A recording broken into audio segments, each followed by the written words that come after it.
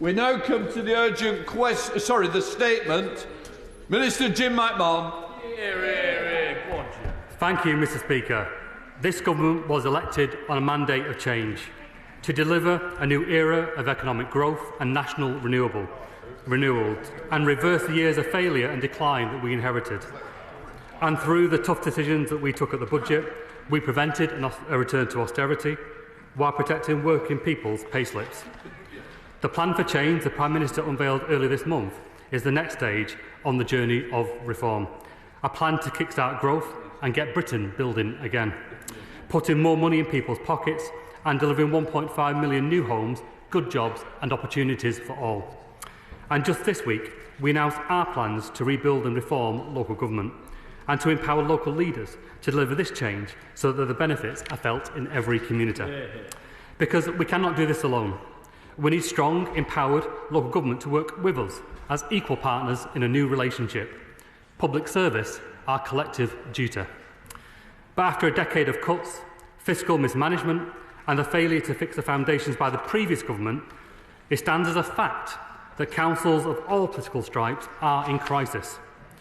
The broken local audit system in England and the scandal of the unacceptable backlog, which led to the recent whole of government's accounts disclaimer, serves to further illustrate the dire straits of a system and the legacy that we must reconcile. Mr. Speaker, the Prime Minister gets this. As a former director of a critical public service, he knows that reform is vital. And so too does the Deputy Prime Minister, working on the front line as a home care worker, seeing every single day the human impact. And, Mr. Speaker, I am proud to have public service and local government in my blood too, which is why I take the responsibility to lead this government's work to rebuild the sector with the seriousness that it's due and also with the urgency that is required. This work has already begun, and today marks a major milestone in our mission to rebuild local government and to put councils on a firmer financial footing. As we publish the Provisional Local Government Finance Settlement for 25-26 and to launch our consultation on these proposals alongside our consultation on wider funding reform. The autumn budget announced £4 billion of additional funding for local government services, of which £1.3 billion would go through this settlement presented today. But we know that we need to rally. This is why today I am announcing over £700 million of additional grant. This includes over £200 million of extra funding for social care since the policy statement. I can also confirm that the new funding includes £515 million that will be made available at the final settlement to support councils with an increase in employer national insurance contributions. This package at the provisional settlement will enable local government to invest in the vital services that people rely on, making available £69 billion, equivalent to 3.5% real terms increase in council's core spending power when compared to 24-25. And, Mr. Speaker, I can confirm that this will increase even further at the final settlement. Today is a start, it's not the end. Taken together, the additional funding made available at this settlement and the budget delivers over £5 billion of new funding for local services over and above local council tax. Alongside this, Mr. Speaker, every authority in England will receive a one-off share of £100 million currently held in the business rate levy account. Now, together we must ensure that public investment is used for long-term prevention and the reform of local public services, rather than expensive, short-term crisis responses, which we know often have much worsening outcomes. We are determined to end the cycle of failure that we have seen for too long. And we will provide certainty by ensuring that no authority will see a reduction in their core spending power after accounting for council tax flexibilities next year. We are also ensuring that taxpayers' money goes to where it's needed the most. And, Mr. Speaker, this includes an immediate down payment, a highly targeted £600 million recovery grant funded through the repurposing of the Rural Service Delivery Grant and the Services Grant ahead of broader reforms to a fairer funding system later. And today, we are launching a consultation on local authority funding reform starting in 26-27. Now, there will always be tough decisions to make, but we are determined to ensure that we reflect fairly the real drivers of cost, including demand and the need for public services, as well and importantly, as the ability of councils to raise revenue locally. Which is why, Mr Speaker, we are making up to £3.7 billion of extra funding available through this settlement to help local authorities to meet the spiralling cost of social care. This includes an additional £200 million uplift to the social care grant, which I am confirming today, taking the total increase to this grant for 25-26 to £880 million. This includes the new Children's Social Care Prevention Grant, first announced in the policy statement, which I am today confirming will be uplifted by a further final settlement by £13 million, taking the total to £263 million. This is the first step in our national rollout of transformed family help services, as we double settlement investment in preventative children's social care services to over £500 million next year. And I want to place on record my appreciation and that of the Deputy Prime Minister for the partnership and determination shown by the Treasury and the Education and Health Secretaries, their ministers and their officials. Mr Speaker, we will not do as the previous government did, to impoverish councils and for those who needed the support the most, to then parade them around for public shaming. That helps no one. We must work together to get councils back on their feet financially. And the principle stands that it is for local authority to decide at what level they set their council tax and to be accountable to local taxpayers. However, we are committed to keeping taxes on working people as low as possible, and we have to strike a balance. So we will maintain the previous government's policy, as set out in the Office of Budget Responsibilities forecast, of setting a 5% council tax referendum principle, made up of a 3% core principle and the 2% principle for adult social care precept. This means that residents will have the final say over increases that go beyond this. Mr Speaker, we have also put in place a framework for 25-26 to support those councils in the most financial difficulty. And similar to the approach taken by the previous government, we will consider requests for bulk referendum principles on a case-by-case basis. Now, we expect the changes outlined today will give the respite needed and, of course, clarity on the direction of travel. But we also know that 14 years have hit hard, and for some, the recovery grant and the other measures will still mean that additional support is required. But we will put taxpayers and the impact on working people at the forefront of our decisions, and we will look carefully at councils' individual circumstances. For instance, how much they currently charge in council tax and the strength for their plans to protect vulnerable people on low incomes. And to recognise the impact of council tax on households across all councils, we are consulting with the sector on changes to payment instalments, which currently allow annual council tax bills to be spread over 10 months to move to a 12-month schedule by right, helping household budgeting and spreading the cost for working people, and also mirroring how most household bills are paid. But ensuring local government can deliver for working people in the long term, Mr Speaker, requires a root and branch reform of the way that councils are funded, which is why, through the 26-27 settlement, the first multi-year settlement in 10 years, we will introduce an up-to-date assessment of councils' needs and resources. So today, Mr Speaker, we are launching a consultation on the objectives and the principles of those changes. We will consider representation from all corners of the sector to develop our understanding of the drivers of need, including deprivation, and the impact in rural areas on service delivery. Fairness for all, delivered once and for all. And we will redouble our work to shift power away from Westminster into the hands of those communities who know their area best. We will reduce the myriad of funding pots that councils have to contend with, giving them the flexibility that they need to deliver local and national priorities. And this effort is underpinned by our strategy to streamline and simplify the local audit system in England. Local communities deserve transparency, accountability, and an effective early warning system that local audit provides. We are taking immediate action by replacing the broken and dispersed system with a focused, proportionate, and value for money local audit office, ensuring the system is fit for purpose. This is a long-term challenge, and it will take hard work and dedication to achieve, which is why we are wasting no time in fixing the foundations.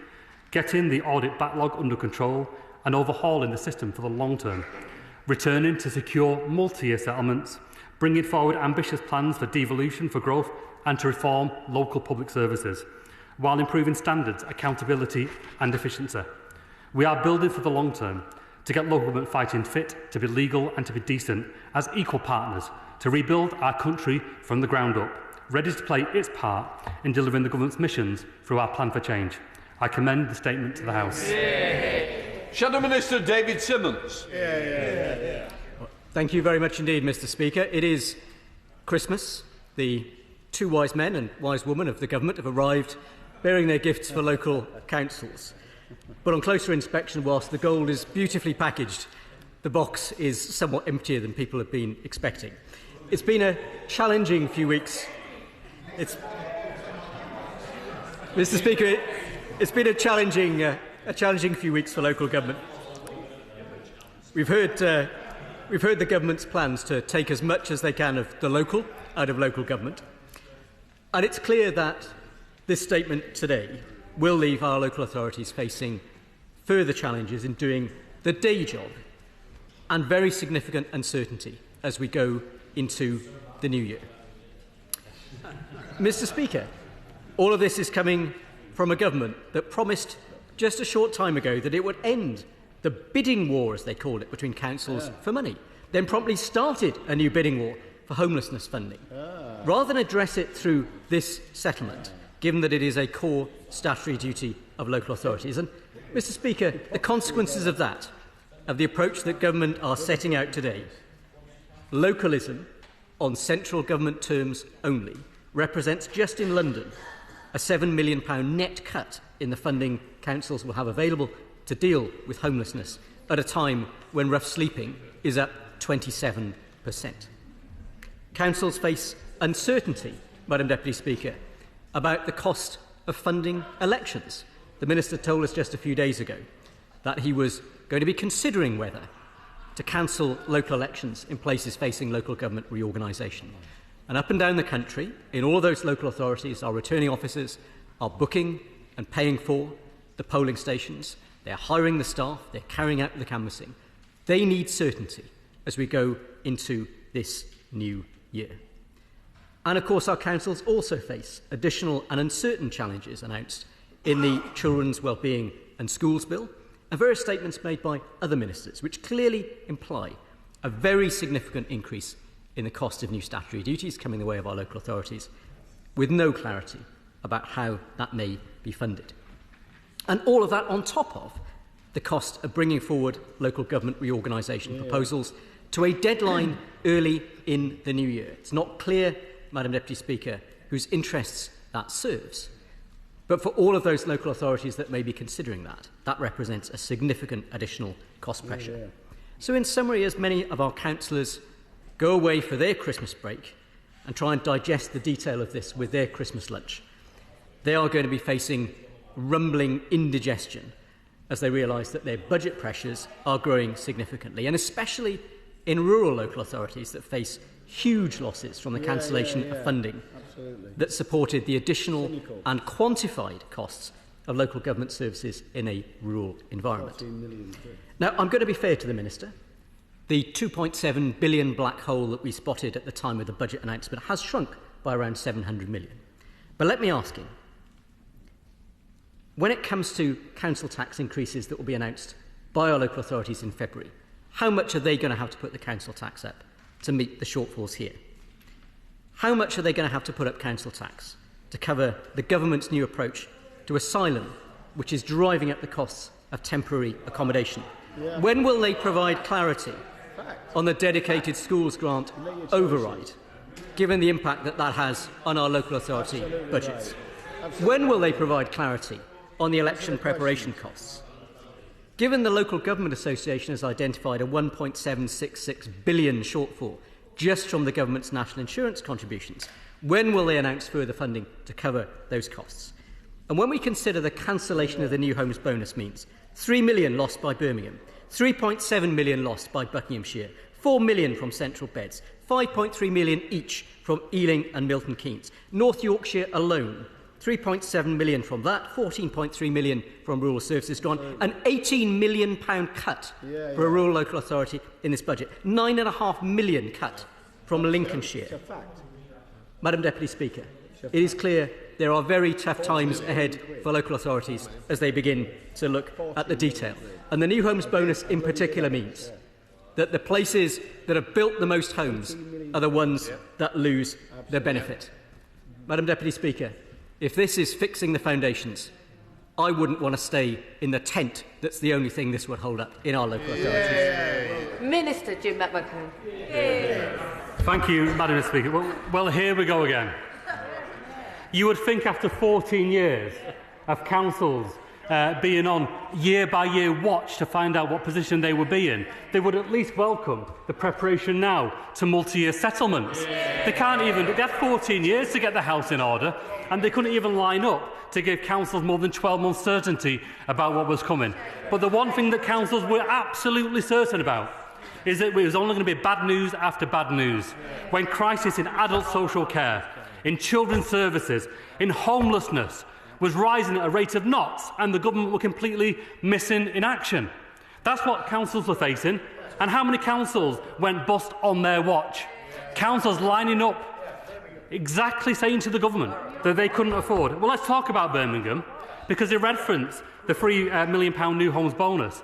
The new recovery grant, £600 million of brand new money targeted at those councils with high deprivation and low tax bases, just for Birmingham, is £39 million. And that will begin to start the repair work, rebuilding of the foundations. And let me just say this. When we talk about fair funding and why it's needed, we are not going to do what the previous government did, where they put party politics ahead of the public interest. Let me remind them what the previous Prime Minister, the member for Richmond, said in Tunbridge Wells in 2022. We inherited a bunch of formulas from Labour that shoved all the funding into deprived urban areas, and that needed to be undone. I started the work of undoing that. That is a record of shame. It's nothing to preach about. And what this government will do to right the wrongs of the last 14 years and finally get money where it's needed. Public service, not party interest. Select Committee Chair Florence Eshalomi.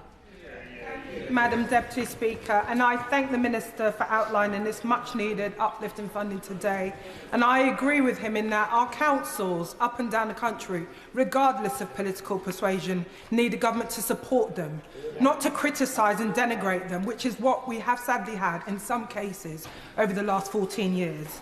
And the Minister mentioned some of the authorities that are still facing those pressures, including Birmingham, Nottingham and Woking, who've already effectively faced bankruptcy. And the LGA has outlined that some, as up to 1 in 4, are likely to need additional emergency support. A report from Sky today outlined that families are stuck in temporary accommodation for an average of 5.5 years. We should not be calling this temporary accommodation. Can you imagine spending the whole entirety of your school life in temporary accommodation, not having your own home?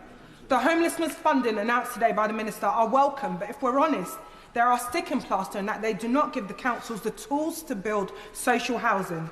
So I ask the Minister, these new homes the homelessness will only end if we build the new homes. So what steps is he ensuring to ensure councils have those powers? In the short term, the £80 billion boost in the homelessness prevention grant is a step in the right direction, but there are also unintended consequences which the government must look at, because the new rules means that 49% of the grant may go on those gaps. Local authorities are already reliant on the funding gaps to plug the measures in temporary accommodation, with many using 75% of the grant on this. This will be impossible under the new rules. So can the Minister please tell the House how this change will not lead to more reduction in temporary accommodation funding at a time when we all know that the system is broken? Can I thank the Chair of the Select Committee for that question? I mean, in the end, but particularly as we're all kind of getting ready for Christmas and we're all looking forward to that time with our families and our own respite, it's quite hard to enjoy that moment with the prospect of just how many children are in temporary accommodation in this country. 159,000 children who haven't got a secure, affordable place to live, who are in temporary accommodation. And in my own town, that's 500 children. And we do our best. We marshal for the Christmas parties that charities put on. But it's no replacement for a family home that is secure. And so I just say this, there'll be lots of differences and there'll be lots of exchanges that take place here, but we need just to focus on why we're doing what we're doing. The reason why we're building 1.5 million new homes, of course it is economic, it is about those decent, well-paid working class jobs, and we'll talk a lot about that. But in the end, it's about sorting out a housing crisis. And if we can sort out the crisis in housing, we sort out the temporary accommodation crisis and the financial crisis in local government. If we sort out the crisis in adult social care, of course we sort out the financial crisis. But we finally deliver on that promise that the state looks after the generation that gave so much. If we sort out the crisis in children's social care, we finally deliver on that state promise that we invest in the next generation coming forward. And so repairing the foundations, of course, it's about financial foundations, that's important, but it's about people, communities, and in the end, that's what we're all here for. I call the Liberal Democrat spokesperson, Vikki Slade. Thank you, Madam Deputy Speaker, and I refer the House to my register of interest as a member of BCP Council. Local government was brought to its knees under the last Conservative government with funding slashed and responsibilities piled on its depleted and exhausted workforce, and I want to thank the workforce of local government at this time and wish them a happy Christmas. I and my local Liberal Democrat colleagues welcome the move for multi-year settlements, something that we've long called for, and the funding announced today for homelessness prevention. I agree with the Deputy Prime Minister and the Minister that we must eliminate the use of B&B, especially for families at Christmas. And I also welcome the consultation announced around changing our funding formula, as listening to our local leaders is absolutely crucial. However, we remain really concerned about the removal of the Rural Services Grant, which suggests that the government really don't understand the nature of rural communities, including the difficulties of providing services over sometimes vast areas and the needs of issues like subsidising public transport and identifying hidden poverty often amongst much older populations that actually cost an awful lot to fund. But turning to special educational needs, it is deeply worrying that councils still have no idea about what is going to happen to the statutory override. And I'd like to ask him how they're supposed to set their budgets in February without this certainty, especially those like Bournemouth, Christchurch and Poole that may literally run out of money. Can he confirm that no council will be forced to join schemes like Safety Valve, which risk the right support being provided to some of the most vulnerable children? But the impact on social care as we go into winter is of greatest concern. Dorset Council shared a letter with me that was sent to the Dorset Care Association, in which the Director of Adult Social Care states, "We simply will not have the resources to meet the national insurance contribution for providers." And indeed, a written question the Minister gave me said that only direct national insurance costs would be covered. What does he say to those providers and to the staff in charities like Diverse Abilities who fear for their jobs this Christmas? Well, I mean, it's important that we have a debate on government finance based on the numbers. And I've said already that no council, when taking into account council's tax, will see a reduction in their core spending power. And for her own council, that means at least, and this is before the final settlement, it doesn't include extended producer responsibility, it doesn't include large parts of the grant, but outside of all that, we'll see an increase of 5.8%. And we are covering the national insurance contributions made there. And in addition, we are funding an extra £880 million through the social care grant. So we've heard representations through the sector, but we aren't saying that all this will fix everything today. It can't. You know, we're less than 6 months into the new government and we've got 14 years to reconcile. And I hope she doesn't mind, but I am going to remind her that a number of those 14 years were under the coalition government. And what we really miss there that we're now trying to make up is that if we take away that community preventative services that we all know make the big difference, not just in terms of cost but outcomes, then we end up paying at the back end anyway, but actually more and more for worse outcomes. And the cruelty is, the moment that they had in government, except it was quite short, but that moment in government was the time when we should have invested in reform and prevention. And that time wasn't taken, the opportunity was missed, and it's now 14 years later that we're having to reconcile that and fix the system from the ground up, and we will do that. Meg Hillier. Thank you, Madam Deputy Speaker, and I welcome this commitment to local government today and recognise that the Minister has a big job to do to fill some of the challenges that have arisen because of the last 14 years, not least in local government audit. And I welcome what seems to be a commitment to embrace the Redmond review, but could you give more detail about what will replace the Office for Local Government? Minister. Can I thank the member for that question?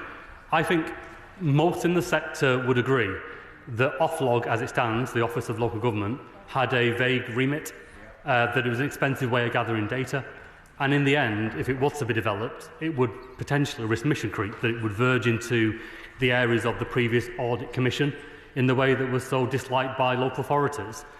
What we are trying to do is to get the right balance between that early warning system that enables us to see which individual councils are under stress, but also, importantly, whether there are any systemic threats developing where there are themes coming through in terms of liabilities where central government might have to take action much earlier on. So we want to rebuild that early warning system. But we are absolutely clear we are not replacing the Audit Commission. One, it was hugely expensive, and we need to make sure that if there is money, it goes to the front line of local public services. But honestly, councils do not need inspectors going in, marking homework, when councils should be trusted to get on and do the job well. And so we hope, through the local audit office, because people understand what the national audit office is and will bring that with the local audit office, that people will see the benefit of that and it will be embraced by the sector. Joy Morrissey. Thank you, Madam Deputy Speaker. Would the Minister set out how he expects local authorities like my own in Buckinghamshire to absorb with such little notice multi-million-pound impacts from significant changes to the social care funding formula and the effects of NIC's tax rate on the commission services and suppliers, particularly charities like mine, that will be greatly affected by these changes? Well, again, I can say that her own council will see a core spending power increase of 5%, and that's 5% of this part of the settlement. It doesn't include extended producer responsibility, it doesn't include billions of pounds of other grants that will come. So we need to be clear here that this is a genuine attempt, and I think we have succeeded in a very difficult context, of making sure that we give councils the funding that are needed.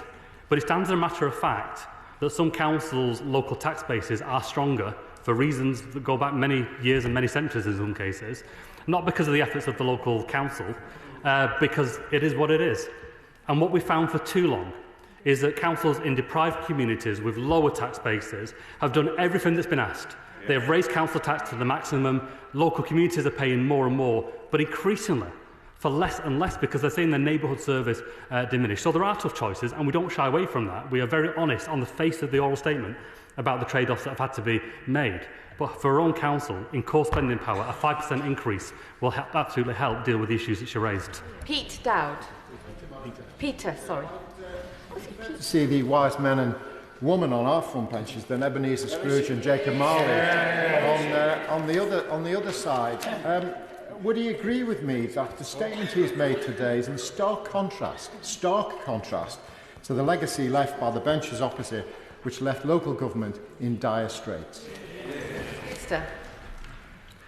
And I think that's the point, really, because the previous government knew just how bad it was, but they put off the tough decisions. So, by way of an example, how many times did the previous government promise in 14 years that they would come back to multi-year settlements that councils knew where they were up to, but they failed to do it? How many times did the previous government say that they would bring in a fair funding review, but they failed to do it? How many times did the previous government say that they would deal with the audit backlog, but they didn't just fail to do it, it got worse. Hadn't we have taken action, it would have been 1,000 sets of audited accounts, and it wasn't about COVID.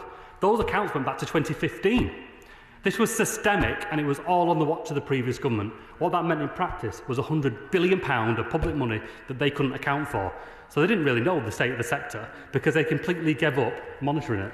Greg Smith. Thank you, Madam Deputy Speaker. Following on from the question from my honourable friend for Beaconsfield and the answer the Minister gave, can I assure him that there are areas of deprivation in rural communities like Buckinghamshire? And further to the point my honourable friend the Shadow Minister made of whilst the devil's in the detail, the figures already looking like Buckinghamshire will take a multi-million-pound hit from the loss of various grants, can the Minister give an assurance that rural communities will actually be treated equally to urban communities and that they will not be left behind? I think he's maybe either doesn't know the status of the Rural Service Delivery Grant or is trying to mislead the House. The Rural Service Delivery Grant was not about rural services. There was a large share of rural authorities, that should have got the grant who didn't get it, because it was not about that. When the Prime Minister previously stood up in Tunbridge Wells and said that they have taken money from deprived communities and moved it across, he didn't just mean it for rural communities, he meant for party politics. So where were the previous government on the rural communities that didn't get the grant? I didn't hear anybody standing up asking for their rural community to get the money for those services that they're now trying to champion. What we will absolutely do through the funding reforms that are coming is to make sure that deprivation are need a part of that, but also that we do genuinely take into account the cost of delivering services in rural areas. The sector needs a fair funding review, and we're determined to deliver it. Helen Hayes. Statement, and particularly the additional funding to tackle homelessness and early help and support for families. I also welcome the principle that resources should be directed according to need. The Minister will know, however, that the elephant in the room of local government finance is the statutory override for SEND-related deficits, due to come to an end in March 2026. Councils will be setting their budgets in the new year through to the end of March 2026. And if there is no plan to address the SEND deficits, many councils will be issuing Section 114 notices. Councils urgently need certainty at this point. So can I ask the Minister what discussions are taking place with local authorities about the statutory override and when they will have the certainty that they need? Minister. Well, I share the importance and also the significance put on the statutory override, and it's something that is very acutely felt in the department and in the sector. So we're out to consultation now on a number of matters that includes dealing with the statutory override. We're in constant dialogue with the Treasury about how we deal with that in the long term. In the end, it's another example of the legacy that we've inherited, where these very difficult decisions to reconcile, to reform and to repair the system that should have been taken earlier just weren't, but it's very much on our agenda. Select Committee Member Lee Dillon. Thank you, Madam Deputy Speaker. I'd also refer members to my register of interests as a member of West Berkshire Council. And last Christmas, I was the leader of West Berkshire Council. And I can honestly say to the Minister that I would much rather receive in my inbox the settlement proposed by the government than what I received in my inbox from the Conservative government. In the statement, the Minister talks about fixing the foundations, and I welcome the £3.7 billion for social care. But would the Minister agree that with councils spending up to 2/3 of their budget on adult and children's social care, that actually to be able to fix the foundations, social care needs full-scale reform? And would he support our calls on this side of the House for a commission to undertake that piece of work? Thank you. I'll be honest, we can absolutely agree that we need to reform, but I believe the urgency is today. You know, we think about the number of older people who would have been entitled to adult social care in 2010 who now don't even get the support from the local authority because eligibility has changed in so many areas. There is a crisis, and the crisis isn't just being felt in the homes of older people who have given to this country and deserve better, frankly. It's felt in the acute sector, it's felt in the health service, where we are paying actually far more at the back end because we haven't got that community preventative services in place. And so we're working with the Cabinet Office and Treasury to say, well, let's learn as we go to some of this in terms of innovation and pilots where we can invest to save, invest in those community preventative services up front to try and reduce that demand better. Of course, it's about money, but in the end, it's about the service that we provide. And I appreciate his comments about the settlement in the round. Sean Davies. Thank you, Madam Deputy Speaker. I refer members to my member's interest as a councillor in South and Wrekin and also an honorary Vice President of the Local Government Association. Can I welcome this welcome first step by the government to restore funding for local government after what has been a very difficult 14 years. But in places like mine, which is fast growing in its population, provides outstanding services, is providing leadership to the sector, that on all three of those counts, up until this point, that has not been reflected in the settlement that Health and Wrekin Council has received. And will this government change that? Can I also just gently remind the House that when I was chair of the Local Government Association over the last couple of years, there wasn't a single Conservative councillor who thought the settlement and the approach by the last government was a fair and proportionate one. Minister. Well, I'm pleased to say that this year the core spending power, again, not taking into account billions of pounds of money that will then follow, will be 8.1%. And that reflects the service demand pressures, but also the reality of the local tax bases in that area. Telford, like many areas, does a very good job at providing local public services, but they themselves recognise that the neighbourhood services that most people see, feel and make a difference to quality of life have been the services that have been retreated on because of those targeted services in social care in particular. And so we are absolutely determined to rebuild on adult social care, children's, and to sort out the housing crisis. But we also want people to live in good places that they're proud of, and that requires those neighbourhood services to be rebuilt. It will take time to do that, but our commitment to Telford and to the rest of the country is we're absolutely determined to do it. Mike Wood. Thank you, Madam Deputy Speaker. The core spending power tables that the government have published today show the total government funding for South Staffordshire is down by 7.5%. What does the government have against council tax payers in South Staffordshire? Minister. I'm surprised, given his background, that he's displaying such ignorance of council finance. The government's role in local government finance is to be an equaliser. And so everywhere has the ability to raise tax locally through council tax and business rates. He will know that, but he'll also know that some areas have the ability to raise far more because of their tax base than other councils. It's the job of the government to equalise, to make sure that when it comes to demand for services, that everywhere gets the service provision that they need. That requires government in some places to provide more funding to reconcile that lower tax base so that everyone gets the services that is entitled to. So the presentation that he offers shows ignorance or politics, but I think the country deserves better. Clive Betts. Madam Deputy Speaker, could I very much welcome the statement today and the extra funding that's announced as well. And could I commend the Minister for reminding the party opposite of 14 years of austerity when local government had bigger cuts to its budgets than any other part of the public sector. And while that was happening, of course, the Lib Dems were party to the coalition government when the worst of those cuts were made. Could I ask my honourable friend then two questions? One, when he comes to look at the more fundamental reforms, which won't be in place, we accept, for another year, will he have a look at the council tax system as a whole? It's an unfair, it's a regressive system that takes a disproportionate amount of money from the poorest people in the poorest houses. And will he also just confirm in the local audit office, this is going to be a standalone body which looks at public sector audit and not an add-on to ARGA, which was a previous proposal, which was basically a private sector body which looked at local government as an afterthought? Minister. Can I thank the former chair of the Select Committee for that question? I can confirm that core spending power on the element of this settlement for Sheffield will be 8.5%. That's before additional sums that will follow. So Sheffield gets a good settlement in this, but we recognise that in the context of growing demand, and so we hope the council see that we are meeting them on that challenge that they face. On the questions of council tax and whether we'll review that, I think every government recognises there are huge limitations with council tax. There are also huge geographical variations in council tax, and by its nature, it is regressive. That's the nature of a tax that is based on property values rather than the income of the people there. However, council tax is understood, its collection rates are high, and it's really the foundation of council services. It's not the total, and he knows this, of course, but, of council services. The real issue that we need to face now, as in the urgent issue, is that government previously have moved away from their role as the equaliser to the system. And where that revenue support grant used to be in place to support councils to reconcile lower tax bases, government were missing in action. Well, we're saying to councils of all political stripes, across every type of authority, across every part of the country, that we will reconcile that and we will work with them to be the equaliser on that measure.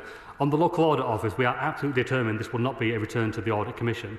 And I suppose we're trying to do a number of things. One, we want to rebuild that early warning system to make sure that we see the systemic problems that are developing in the system. But we also recognise that the cost of audit has increased by 150%, and that is a direct cost to taxpayers. And also there is fragmentation in the market, where we need to look at the fallback position, I suppose, for auditor supply. So there's quite a lot that we need to deal with, but this is very much about that provision of audit and making sure the early warning system is built. It's certainly not about a bloated inspection regime. I know the Minister wants to give thorough responses, but I have absolute confidence he can do that with fewer words. Caroline Warden. Thank you, Madam Deputy Speaker. I welcome the Government's statement and its attention to local government finances. Delivering services in large, dispersed rural areas like mine in South Devon is challenging and costly.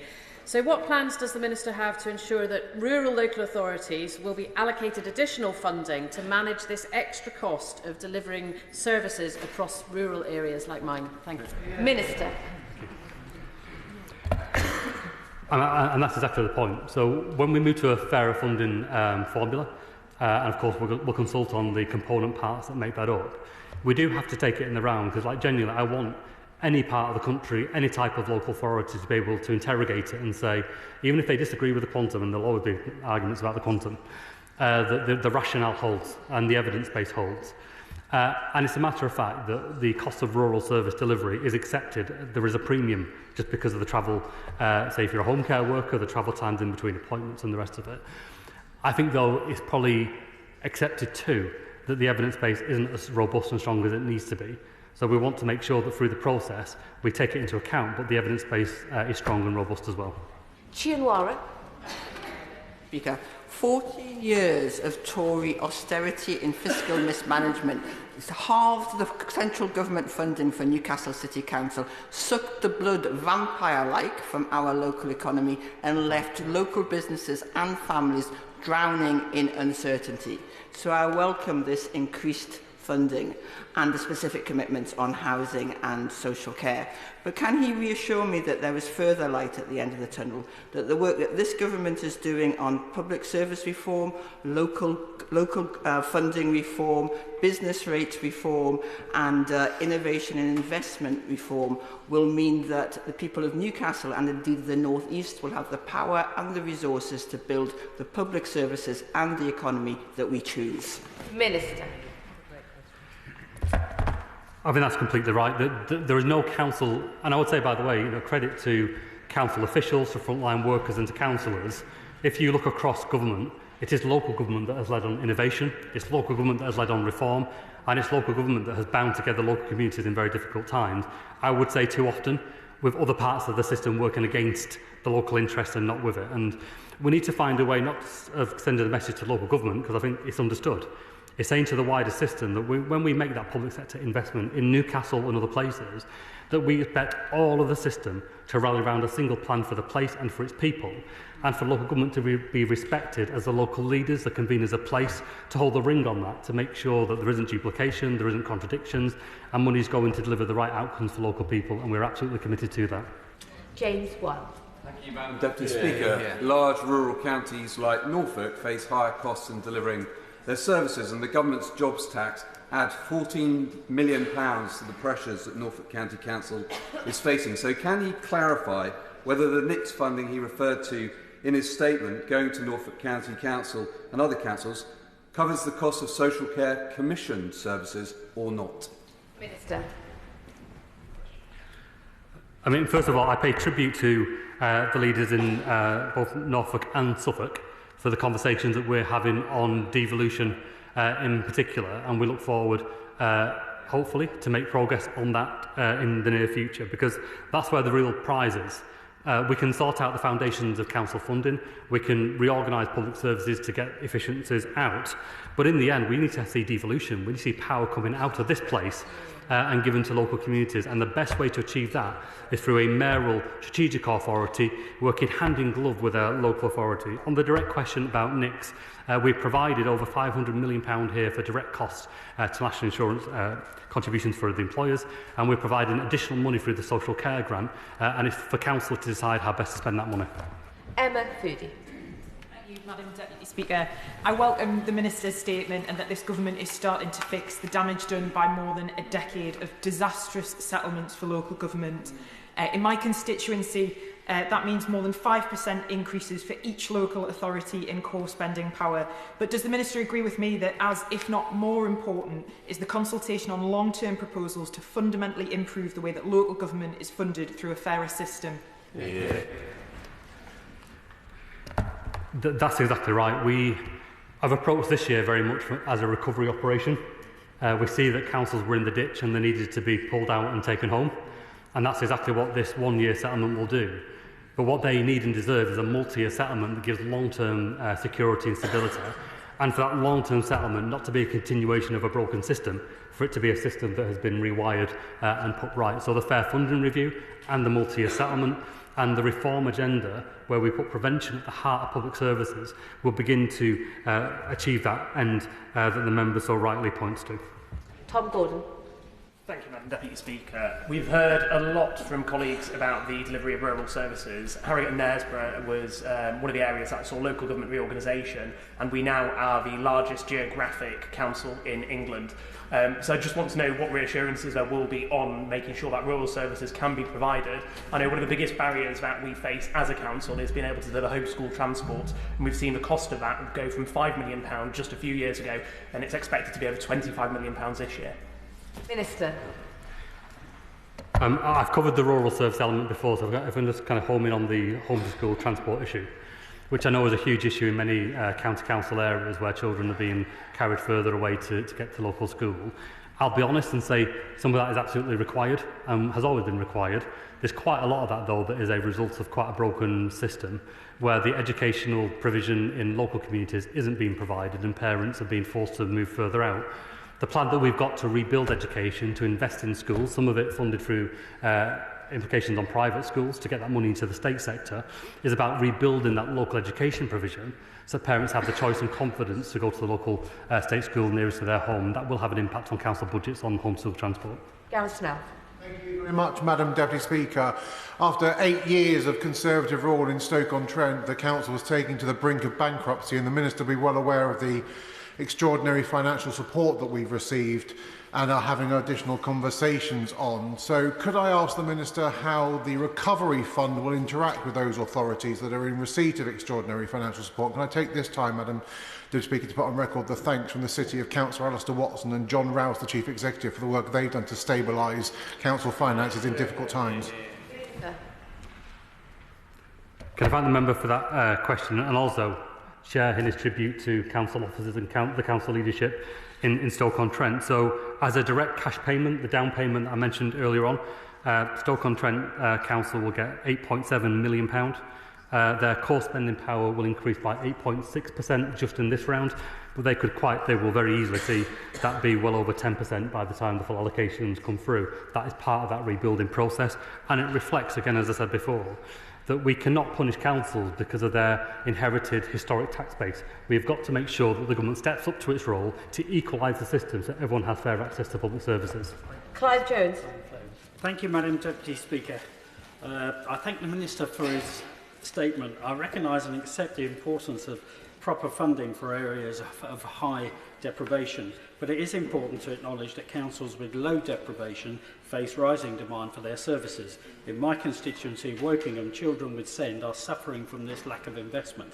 They are deprived too, but in ways that are not being measured, and so their council is not getting the funding that it crucially requires to look after SEND services properly. If we want Wokingham Borough Council to get on with the job of delivering more for local residents, how will the Minister ensure that Wokingham receive what it needs? Minister. Can I thank the honourable member for the question? Also thank him for coming to one of our surgeries to make representations on behalf of this council. I know that he cares about these issues. I will say that we need to be careful not to think that those who have received the recovery grant are getting it because they are the only places that have deprivation. That is not the case. The recovery grant is very targeted and has two components. One is the strength of the local tax base. So if you're an area with a weaker tax base, that is a factor, but also a high deprivation. And those are areas with significantly higher deprivation than other comparable areas in receipt of that. But we are clear that we need to root out deprivation and need wherever it exists. And the idea of the fair funding review is we'll take into account many different component parts, one of which will be the cost of rural service delivery, some of it will be general overhead, some of it will be premises costs, some of it will be deprivation and need and the rest of it, to make sure that whatever the issue, whatever the context, councils have confidence that the funding is correct. Amanda Martin. Thank you, Madam Deputy Speaker. I'd like to thank the Minister and his team for listening to the voices of Portsmouth North and the additional funding allocated to homelessness and rough sleeping.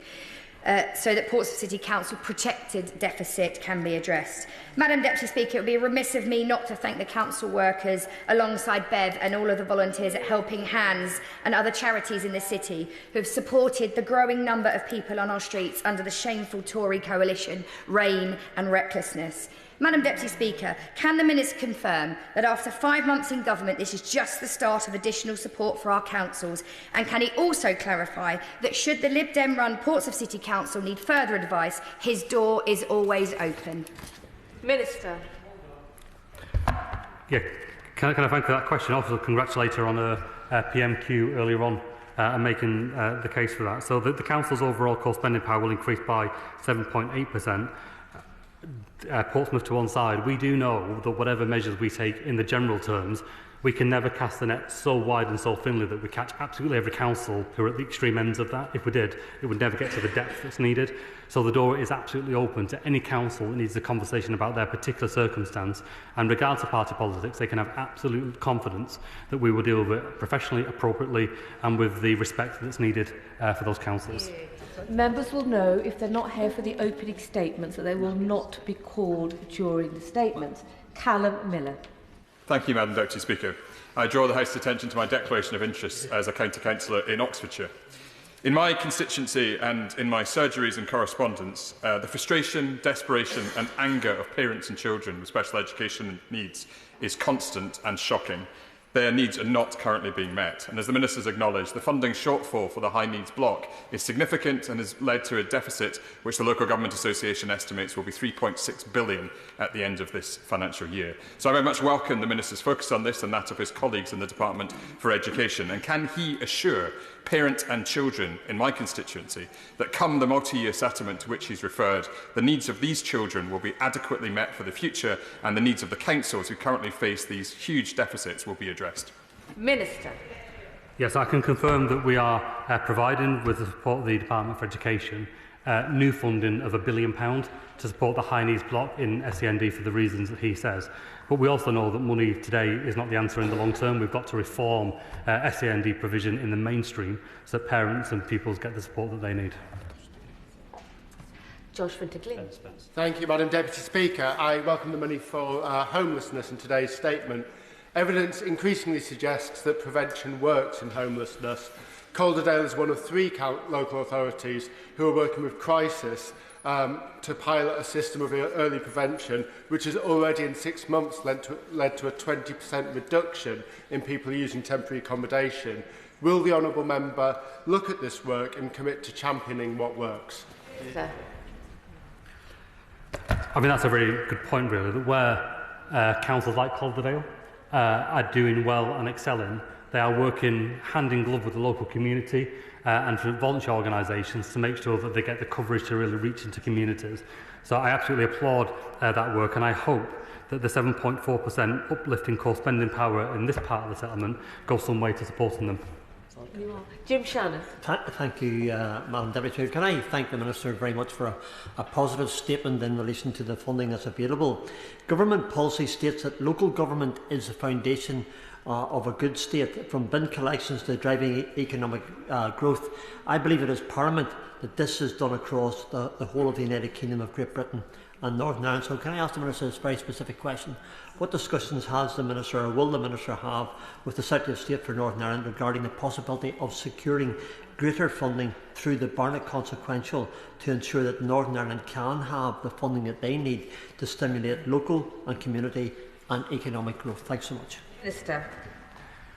I'll probably be a bit careful, given it's a statement for councils in England, not to stray into that. But I think the premise of the question about adequate funding for local public services is correct. And let's remember that councils deliver over 800 different services to local communities in England. They employ over 1 million people, many of which will be local people of the community. They're a huge power and force for good. And I'll certainly make sure that the representation that he has made is passed on to the Secretary of State for Northern Ireland. Deirdre Costigan. Massive cuts to local government services by the previous Conservative government have seen rough sleeping more than doubled, and families in temporary accommodation regularly forced to move from hotel to hotel with their belongings in black sacks. So I welcome the record £14.7 million in homelessness funding his department has awarded to Ealing Council, almost a £4 million increase. But can the Minister outline how this will help those people sleeping out in West Ealing and in Southall Town Centre tonight, and how it will end the use of hotels and bed and breakfasts for families in Ealing Southall? Minister. Well, I mean, that's precisely why we've provided an extra £233 million in order to meet the demand. But we don't take any pleasure or pride in that, actually. We think it is not a sign of a system that's working that we have to keep on providing more and more money into temporary accommodation to the benefit of hotel owners and not the people who need a safe, secure and affordable home. And so this has got to be part of a wider plan, and that's why the 1.5 million new homes are just so important. If we don't provide those safe, affordable homes for people, we're always going to be in this cycle of trying to play catch-up, and it's not sustainable. Emily Darlington. Thank you, Madam Deputy Speaker. Can I too welcome the absolute multi-year certainty that's given by the statement today. As a former Deputy Leader of Milton Keynes Council, this is the kind of certainty we asked for, rather than getting a letter on Christmas Eve, usually, setting out what it might be, already halfway through our budget-setting process. I also welcome the fact that Milton Keynes is getting over £7 million to prevent homelessness, and can I welcome the fact that there'll be transparency. But can he give reassurances to Milton Keynes that with the loss of the new homes bonus, there will be additional funding given to Milton Keynes to make up for that difference? Minister. Can I thank her for the question and also for the advocacy that she shows for Milton Keynes and for the local authority there. Overall, co-spending power in Milton Keynes will increase by 6.1%. That's only part of the settlement here. They can very easily expect that to increase in the final settlement, and that shows that the government is working in partnership with the council to deal with the issues that she raises. Natasha Irons. Thank you, Madam Deputy Speaker. And I welcome the extra funding going in to tackle homelessness, especially the £15 million allocated to Croydon Council to tackle homelessness there. But after 14 years of members opposite turning their backs on local councils, local councillors and the communities that they serve, does the Minister agree with me that there is a cost to doing nothing when it comes to reforming local government funding? And can he outline what kind of support might be available to councils who are still carrying large amounts of debt? Thank you. I think there is a legitimate question to ask probably the previous government about why on earth councils in some cases were allowed to borrow to the extent that they were, proportionate to their revenue.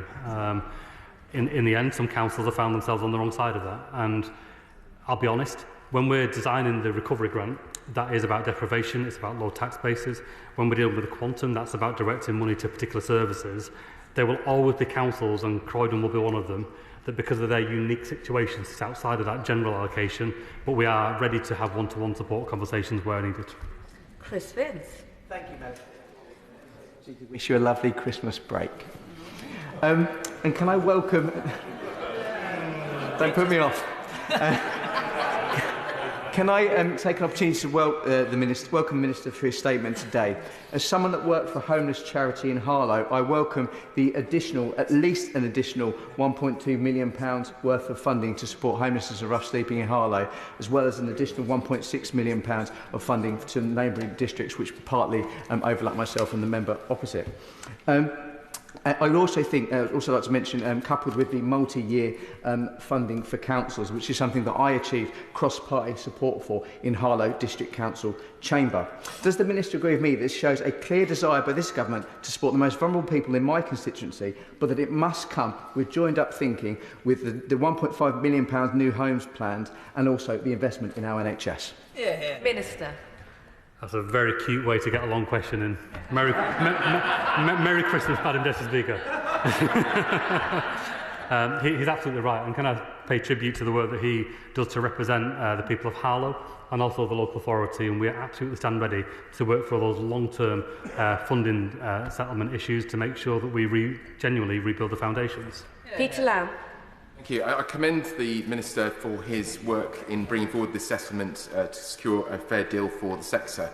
But the elephant in the room is temporary housing, as many members have alluded to, in large part due to decisions taken by the party opposite to freeze a housing benefit subsidy 2011 levels and to cap the LHA at a far lower level than local housing tends to cost. The end result being that local government is subsidising central government's welfare bill to an astounding extent, with 2/3 of the council tax in my local area going towards paying that bill. Will the Minister take on his role as an advocate for the sector to meet with his counterparts in the relevant departments to try and finally lift this so that we can actually get people housed at a far cheaper rate, both financially and socially? I mean, again, we come back to the state of a broken housing market. You know, the need to build 1.5 million new homes is there, but also, let's be clear, they have to be the right homes in the right places for the need in the local area. And that does mean more social homes, but it also means directly council provision. Because if we continue to see the cycle, and we've all seen the inflation figures today driven by private rent, there is no benefit at all for the taxpayer continually paying more and more for often substandard accommodation that doesn't even meet a decent home standard. We've got to rebuild council housing, social housing, and make it fit for purpose and affordable. David Baines. Thank you very much, Madam Deputy Speaker, and Merry Christmas. Can I thank the... I won't get any longer, I don't think. Can I thank the Minister for his statement, and can I welcome the announcements made today? St Helens Borough Council in 2010, under the last year of the last Labour government, received £127 million in central government funding. Under the Conservatives, that was cut to just £13 million a year. You can't run services on thin air, and despite the best efforts of council staff and Labour councillors, cuts have had consequences. Can the Minister assure me and my constituents that under this government we'll get the funding we need for the essential services we need? Minister. Well, I mean, that's exactly the reason why core spending power in St Helens will increase by 8.6% just through these measures. Given the type of council, could easily expect that to top over 10%. And that's our down payment to say we need time to prepare for the multi-year settlement, we need to do the fair funding review, but we know that councils can't wait for that given the last decade in the way that he describes. And the last question goes to the ever-patient. Thank you, Madam Deputy Speaker, for squeezing me in, and I refer the House to my register of members' interests. I was glad to hear my honourable friend refer to the unfair funding formula championed by the previous Prime Minister, laser-targeted as it was of reducing support from communities like mine. There are parts of Gateshead where the average life expectancy for a man is 73, and yet the last government focused wholeheartedly on reducing support to areas of deprivation like that. So I welcome the almost £2 million that Gateshead Council is receiving to tackle homelessness this year on top of its previous allocation. But I do ask, given one of the shameful legacies of the last government is crumbling infrastructure in communities like mine, what efforts will be made to support councils like mine with the infrastructure they need? Minister.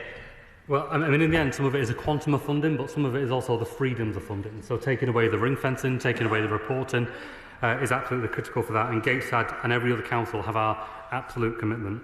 May I say, Madam Speaker, finally, a thank you to the millions of public sector workers, to council officials, and importantly, to councillors for the work that they do in providing good public services every year, day in, day out. And can I wish you all a Merry Christmas and a happy Settlement Day. I'll give the front bench a few moments to shuffle over as we prepare for the next statement on winter preparedness.